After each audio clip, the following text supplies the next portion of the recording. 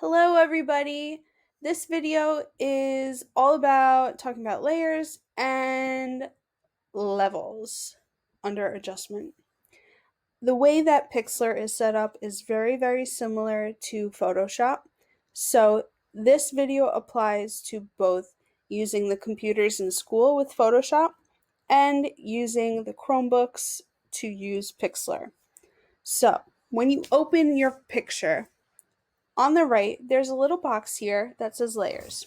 It is its own window, and it's going to have one layer called background. And what this is, I'm going to create another layer.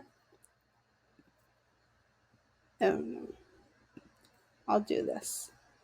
Um, think of it as like pieces of paper that are laying flat on a table, and the more this layer would be on the bottom, and this is a piece of paper right on top of the other. So anything that you do to this, like drawing, only affects that top layer.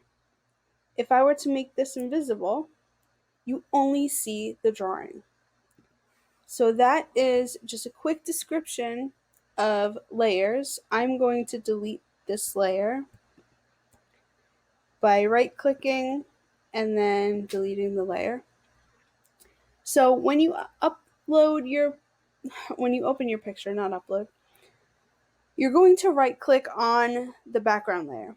Now, if you don't have a right click, if you're using a Mac on Photoshop in our classroom, you're going to hold down the control key and then click. And then we want to duplicate the layer. So that means we have the same photo on the layer right on top of this. So if you do something to this layer and you absolutely hate it, you can't undo it, you're way too deep into it, you can just delete this layer and your picture will be safe and perfect like how it started. So that is layers so far. We will go more in depth once we start doing projects that require more layers. Okay, so now we want to go to adjustment and levels.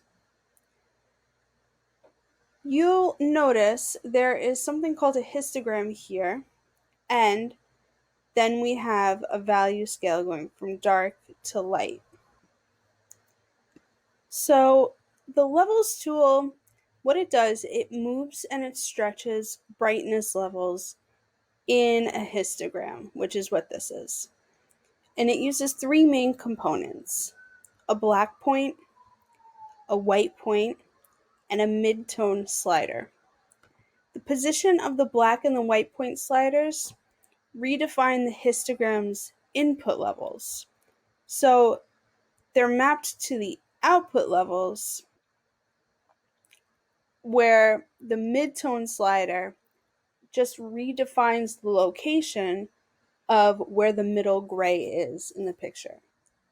So when you're considering adjusting the black and the white point levels of your histogram, ask yourself, is there any region in the image which should be completely black or white? Does the image show this in the histogram? Because most images look best when they're utilizing a full range of dark to light. So this means you can perform levels that extends all the way from black to the white. So let's see what we can do with it. You'll notice if you move the black point towards the center, what it does, it darkens the black point. It darkens the darker parts of the photo. If I were to move the white point to the left, it brightens the white points in the photo, so the lightest parts. I'm going to move them back. And then if you move the gray point to the white point, that darkens all of the darker points that would more be in the middle of black and white. And if we were to move it to the left, it lightens all of the middle tones, right? Now, that is kind of opposite of how this works. This, if I move the white point to the left, what that does, it turns all of the whiteness in the photo gray, because we're bringing it closer to the gray areas, to the dark, to the black point. The same happens if you move the black point to the right here. It lightens the dark areas to be gray and eventually white.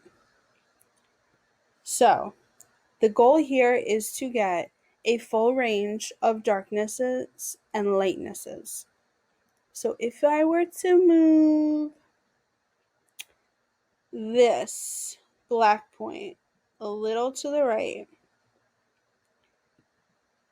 and then move the gray point to the right, I really like the depth that happens in the water here. However, I think this is a bit too dark, so I would take this black point, move it to the right a little bit. I want the water to be a little bit brighter, so I'm going to move this to the left a little bit. I'm actually pretty happy with the levels and contrasts that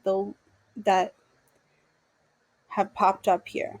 Now, this only operates in according to the whitenesses, so the white point and black point. Clicking on the red operates so that it affects all of the elements that have red in it. It might not look like there's any red in it because it's obviously blue, green, white, and then brown. But there is a lot of red in brown. Let's see. So this is getting rid of the red, right? And this is adding more red. Same with green.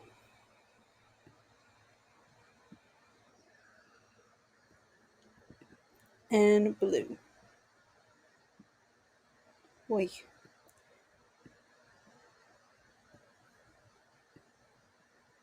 Ooh, I like that. So with the colors, I actually don't touch the colors too much. Like you'll see, I just moved it a twinge. My main focus is with the white point and black point and gray tone because it says a lot about the contrasts in the photo. So let's compare and hold down. Wow, I think I really made these colors pop by changing the levels. So when you're done with that, hit apply. And that is how you use the levels tool. If you have any questions, of course, please email me. I'm here to help. I'm here to support you, and I want you to have fun with this. All right, have fun, try it out, and let me know what you think. Bye.